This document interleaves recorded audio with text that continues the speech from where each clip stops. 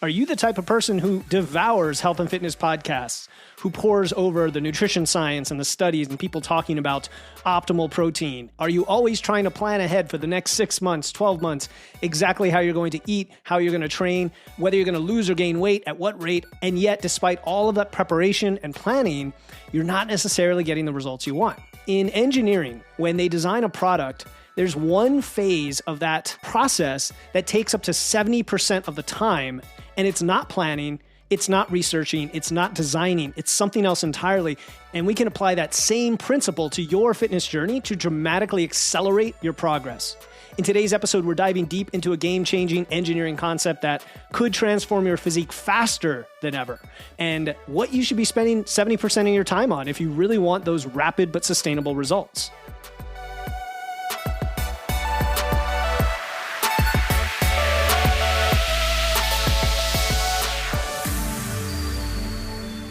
Welcome to Wits Weights, the show that blends evidence and engineering to help you build smart, efficient systems to achieve your dream physique. I'm your host, Philip Pape, and today we're continuing our Wednesday series on applying engineering principles to health and fitness, and we're tackling a concept called rapid prototyping, also known as iterative design or experimentation or testing. It's all part of the same bucket. And before we dive in, as always, if you're enjoying the show, if you want more content on building muscle, losing fat efficiently, applying some of these concepts to your fitness journey, coming at it from a different angle than you're going to hear on other podcasts, please go ahead and hit follow, subscribe, whatever it's called in your podcast app right now. It'll help people find the show for sure, but it also helps that you ensure that you never miss an episode. You'll get notified when future episodes come in. And if you're not aware, recently we reduced the frequency of episodes down from 5 a week down to just 3. And today is the special Wednesday series on applying engineering to your fitness. So let's get into it. Let's start by something that affects many of us who are perfectionists, and that is analysis paralysis. We often spend a lot of time trying to find the perfect plan, right? That we never actually get started. You might have heard the phrase, don't let perfect be the enemy of the good. It's that same concept.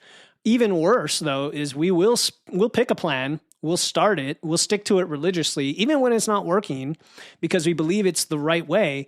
And even worse than that, I'll say, if you're working with a coach and the coach says, here's your plan, oftentimes it's like a macro coach or just a personal trainer. They give you your plan and they kind of set and forget it. You run with it. And within a week or two, you're like, something's not quite working, but well, this is the plan. So I've just got to stick to it. And there's definitely value in patience. I've talked about that before. There's value in sticking to something when you know that it is working or has a high likelihood of working, but that is different from sticking to something stubbornly that may not be right for you or may not be working and you know it's not working pretty quickly. Now, as an engineer, this reminds me of project management. There's something called the waterfall methodology or waterfall design, where you plan everything up front and then you execute the whole plan and it falls down like a waterfall, right? From one phase to the next, all the way down to the end. And it might take 2 years for like a complex, aerospace type project. I don't know what I was trying to say there, aerocraft. It sounds like something from steampunk sci-fi. But anyway, and you execute it all the way and there's no room to adjust, right? There's no room to adjust. And in the real world, of course, anything that's complex, like in engineering, but also like the human body and your mind and your lifestyle, this approach often fails, and it fails hard and it fails quickly. And that's not a bad thing, because this is where we can learn from how modern engineers use the design process to deal with complex things that change quickly, that are unpredictable. And the concept I want to focus on today is rapid prototyping and iteration. In engineering, a designer will spend often 50 to 70% of the entire process on this part: prototyping, testing, iterating. A lot of people think it's the opposite. People think, well, you have to have really good design, really good plan. You spend a lot of time, whether it's in software, writing code, or it's in, electrical engineering, designing a circuit, or mechanical engineering, designing a model, whatever. Actually, that's like 10, 20% of the time, at least in good companies that know how to take advantage of prototyping and testing. And they put the majority of their time and effort into that phase. And the reason why is because in that phase is where we learn what actually works. And here's the thing. Here's the big irony, right? With the waterfall method, you're violating what it means to be an engineer, in my opinion, in many cases. An engineer takes theory and complexity and chaos and like things we think are going to work from science, from evidence, and says, how do we actually make it work in the real world? Because guess what? We may be wrong. We may be way off based on what the quote unquote science says. And so by jumping as quickly as we can to this messy action, to testing, to experimenting, we actually learn what works, not just what should work. And when it comes to the human body, it's a very individual thing. That's why I think it's important, because science is based on population and groups, and you are an individual that may fall on one extreme or the other of that population. And you won't know it until you get all the way to this point of testing it out, right? And I'll tell you my personal experience with this is lots of frustration over several decades, whether I was doing CrossFit or doing diets, of always trying to follow someone else's plan or follow a fixed plan. And it was like, this is how you do it, all right? I lived this way before, and now I'm going to live this way, and then I'm going to get the results and be happy for the rest of my life. No, it doesn't work that way. Also, I might figure out what works this week, and then all of a sudden 3 weeks later, it's not working anymore. So if you're frustrated, if you're like, I'm 45 and I'm perimenopausal, right, as a woman, or I'm a guy, and I've got kids and starting to go get out of shape here. I'm in my 40s, and you are questioning what's going on because I go to the gym, right, or I eat well, or whatever. Even if you are already doing certain things and they're not working anymore, that's not an indictment on you. That's just an indictment on the fact that things are changing, and you've got to have a new approach to change with them and change with them rapidly. And guess what? When you can change with them rapidly, you can get a rapid result. I'm not talking about a quick fix. I'm not talking about doing something to the extreme. I'm talking about doing something efficiently and precisely for you and changing with it quickly so that you get the result faster, but in the most sustainable way possible. It's a really powerful shift in how we look at it. So how do we do this? How do we break down this concept and apply it to your journey? All right, step one is, what do engineers do very first? Well, you do have to have some sort of plan, and you do have to have some information. You have to understand your current state and your requirements, your goals, right? So for you as an individual, that's, okay, how much do I weigh? What are my demographics? How am I eating right now? What is my schedule? How much sleep can I get? All the things that with our private clients, we would go through an intake assessment together, right? It's like your not state, your sub-zero, right? It's your very initial state, whatever it is right here at this point in time. Okay, so that's everything about you, your training history, your injury history, your mobility, all those fun things. You don't have to overthink it. You know that about you right now. If I asked you, you could spit it out in like 5 minutes. All right, I get on these 15-minute calls with people all the time, and they can tell me their life story in about 5 minutes, assuming I can control the conversation, right? For those of you talkers out there, I know, I understand, I get it. So understanding your current state, that's number one, and then saying, okay, what is my goal? What is my requirement? Now, my goal is something like, okay, I'm going to lose X amount of pounds of fat or what have you. And we're not even going to get into like value-based goals and your deep why and all that. Yeah, that's all important, but I'm just breaking it down to like, what is the mechanical or the physical goal we've got for this podcast episode? All right, so let's say it is to lose 20 pounds of fat, and then you've got your requirements. Your requirements are just your constraints. Like your constraints are what make you different, right? You've got 3 kids, or you homeschool, or you work 2 shifts, or you can only get 5.5 hours of sleep a night for whatever reason. I mean, that's your current state, and those are your constraints going forward. So some 20-year-old fitness trainer comes in and says, you got to get 9 hours of sleep. Like, that's what you got to do. You got to get 9 hours of sleep. And you're like, nope, impossible. And it's okay to say impossible. Like, I'm not telling you to change everything right now. I'm asking you very gently in my compassionate voice, I'm asking you to think about your reality and your constraints so we have realistic expectations. Okay, so you have your goal, you have your constraints, and you have a plan. Okay, you don't have the plan yet. That's step 2. So step 2 is to come up with your initial plan. Now, instead of thinking of this as this big, complicated, schedule with a week by week like checklist and a million habits you've got to put in place, I want you to think of it as like a rapid prototype, a quick prototype. It's here's the workout program I'm going to use.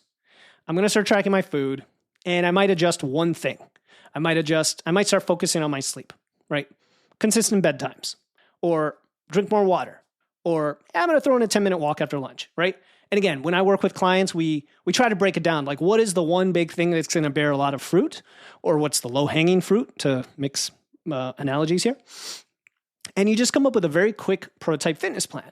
So when people join Physique University, I give them a custom plan, and it's a little bit detailed, and it has kind of every piece in there. But I tell them multiple times in that document, and then when we meet the first time, I say, look, let's not be overwhelmed. We're not going to try to do all this stuff. This is like the end goal. We're just going to do one or two things, and we're going to focus on that. That's your rapid prototype.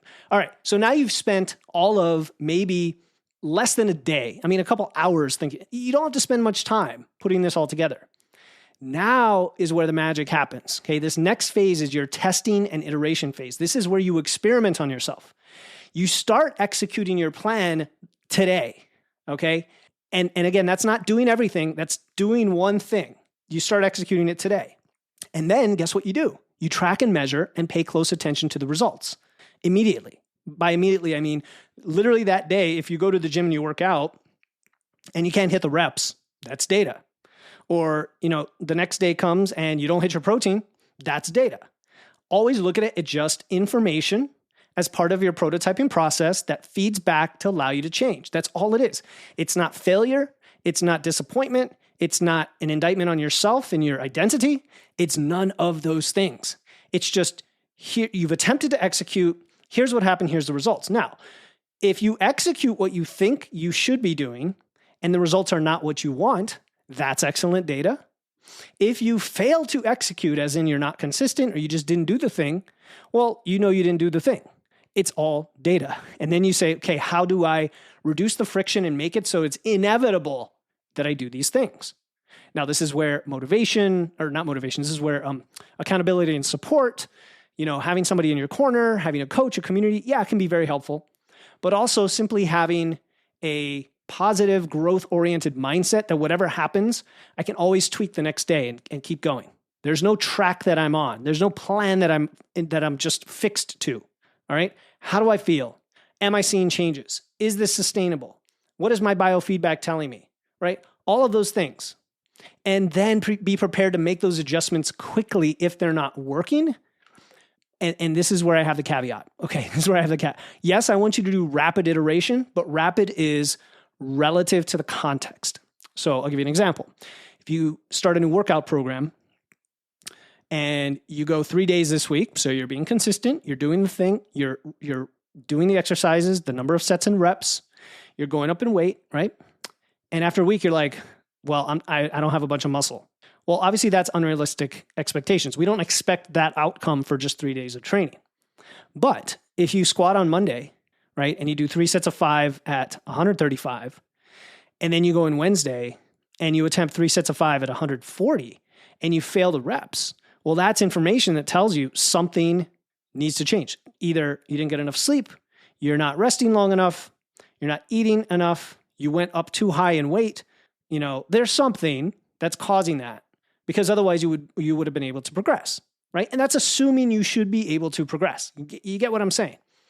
So it's got to be realistic for the time frame. But let's talk about food, right? If your goal is to eat 150 grams of protein and today you ate 80, okay, you've just fallen short, no big deal. Tomorrow you try to eat more, maybe you get 90, and you sort of work your way up, right? That's just simple data that's telling you through your food logging app that you haven't quite hit your protein yet. Okay, great. You're continuing to go. Now you've hit your protein and you're doing so consistently day after day. But you find that you're hungry. And, you remember Philip saying protein has the highest thermic effect of feeding and it's highly satious and it'll fill you up and it causes you to eat whole foods. Why am I hungry? Well, maybe it's not the protein, right? Maybe there's something else going on, but you've locked down the protein. You've gotten your protein. That's one variable out of the way. Now you can focus on something else. Maybe it's the amount of calories. Maybe it's the timing. There's something there going on. But the cool thing is, by collecting the data, which seemed inconvenient at first, when you're like, oh, I got to collect all this data, you're able to make rapid changes, like within days or weeks, again, depending on the context, and start making progress much more quickly. much more quickly. And again, the same thing applies to your biofeedback. How's your sleep? How's your energy? How's your recovery? Again, all things that, we track this with private clients. I track this in the Physique University. We've got a tracker for our biofeedback. We've got a tracker for our body measurements. We've got a tracker for our food. Like, we've got trackers in place so that within days, somebody can raise their hand and say, something's not working. And instead of saying, oh, this just stinks, it's not working, it's, hey, something's not working, therefore something has to change. And so that's 50, 60, 70, 80% of the time, that is what you're doing. And it never really ends. It never really ends for the rest of your life, to be honest. And that's why the process itself can be a lot of fun if we focus on that. Anytime something's off, if your metabolism's slowing down, if you're not losing weight or gaining weight as fast as you expect, something can always be tweaked. And every time you tweak it, that's your new plan. That's it. That's your new plan. Then you start executing. And then 3 days later, the plan might change again. And if you accept that that's the case, you're going to grow so quickly, mentally, physically, and personal growth. So here's something that might surprise you from the engineering world. In engineering, we always, 100% of the time, expect our first design to be flawed. Yeah, that failure is actually expected, and I don't want to say desired, but we know we are going to fail across so many variables and so many elements early on. And because of that, we don't see it as a failure. We see it as valuable data. That's it. And the same should be true for your fitness journey. If a certain workout split is not yielding results, if a certain approach to your diet is leaving you hungry and low energy, that's not a failure. It's crucial information. It's telling you exactly what doesn't work for your body, which is just as important as knowing what does work. And now you have freed yourself from the pressure of finding the perfect plan, because there is none. Instead, you're going to constantly evolve. You're going to improve your approach based on real world data, your own results, your own experiences. And yes, it can help to have somebody in your corner who has gone through this, who knows how to look at the data and help you discover it. And by applying the engineering principle of rapid prototyping to your fitness journey, you are becoming the chief engineer of your own body. You're designing a dynamic, evolving system for achieving your goals. Dynamic, evolving system. So let's recap. You spend the first 20% or so of your time at most identifying your goal, doing some research, setting your constraints, and coming up with your plan. And we're talking just a few hours at most. Then, once you've got that initial prototype, you start executing it. And the remaining 50, 60, 70, 80% of your effort is just execute, test, refine. Execute, test, refine. The goal is not to find the perfect plan from the start. It's to start with a solid foundation in the ballpark and then continuously refine based on real world results. And that's what leads to faster progress. It also ensures that your plan at any one given time is actually the perfectly tailored plan for you in the end.